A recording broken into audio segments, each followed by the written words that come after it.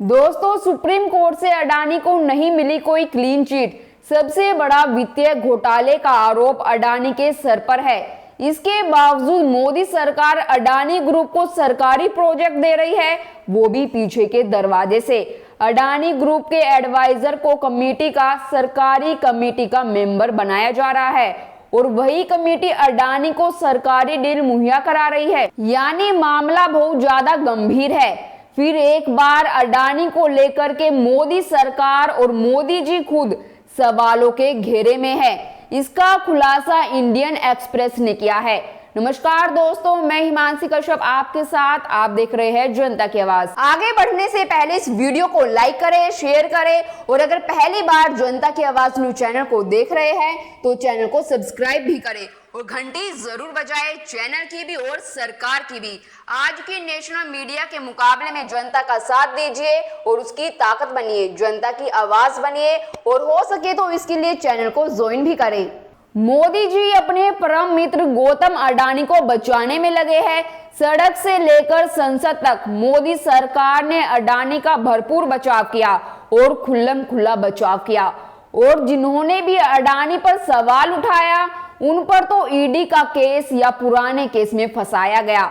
Overall उन पर शिकंजा जरूर कसा है, लेकिन बावजूद इसके अडानी को लेकर सवाल खत्म नहीं हुआ, क्योंकि अडानी को लेकर के सवाल करने का ये मौका भी खुद मोदी जी की सरकार दे रही है। जिस अडानी का मामला कोर्ट में पेंडिंग है, कोर्ट में चल रहा है, उस अडानी पर देश के साथ, देश की जनता के साथ धोखा करने का आरोप है। जिस अडानी पर सबसे बड़ा वित्तीय घोटाले का आरोप है, उस अडानी को सरकार प्रोजेक्ट पर प्रोजेक्ट, सरकारी प्रोजेक्ट दे रही है।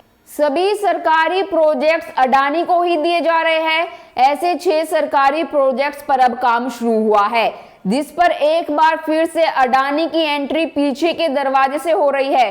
दोस्तों, हमारी सरकार जी को कोई संदेह, कोई संकोच नहीं कि जिस अडानी ग्रुप पर जांच चल रही है उसे अब सरकार प्रोजेक्ट्स ना दे या कम दे। उल्टा मोदी सरकार ने हाल ही में क्या किया वो जान लीजिए आप। अडानी ग्रुप की कंपनी अडानी ग्रीन एनर्जी के एक एडवाइजर जनार्दन चौधरी को मोदी सरकार के पर्यावरण मंत्री की उसी एक्सपर्ट अप्रेजल कमेटी में सदस्य बनाया गया है, जिसे एजीएल के कई प्रोजेक्ट्स पर विचार करना है। दरअसल चौधरी को सदस्य बनाए जाने के बाद हुई ईएसी की एक बैठक में एजीएल के एक 1500 मेगावाट के प्रोजेक्ट्स पर विचार करके कंपनी के पक्ष में सिफारिश भी की जा चुकी है। और ये सनसनीखेज खुलासा द इंडियन एक्सप्रेस की एक रिपोर्ट में किया गया है। हालांकि जनार्दन चौधरी का कहना है वे उस बैठक में शामिल नहीं हुए थे जिसमें एजीएल के प्रोजेक्ट्स पर विचार किया गया, लेकिन इंडियन एक्सप्रेस की रिपोर्ट के मुताबिक कमेटी की बैठक की कार्रवाई में उनके शामिल नहीं होने का कहीं जिक्र नहीं है। दोस्तों, आप इसको इस तरह से मानिए कि आप सरकारी टेंडर के लिए सरकार से दरख्वास्त किए हैं कि आपको टेंडर मिलेगा या नहीं मिलेगा। कमेटी में अगर आपको ही शामिल कर दिया जाए तो क्या आप खुद को टेंडर दिलाने के खिलाफ वोट करेंगे? क्या नहीं ना। तो यहाँ भी सरकार ने अडानी ग्रीन एनर्जी के एडवाइजर को सरकारी कमेटी में विचार मंत्री बना दिया। दरअसल मोदी सरकार के पर्यावरण मंत्रालय ने 27 सितंबर को हाइड्रो इलेक्ट्रिसिटी और रिवर वैली प्रोजेक्ट्स पर विचार के लिए बनी एक्सपर्ट अप्रेजल कमेटी का पुनर्गठन करके उनमें जनार्दन चौधरी को शामिल किया। चौधरी इस कमेटी में शामिल 7 गैर संस्थागत सदस्यों में से एक है।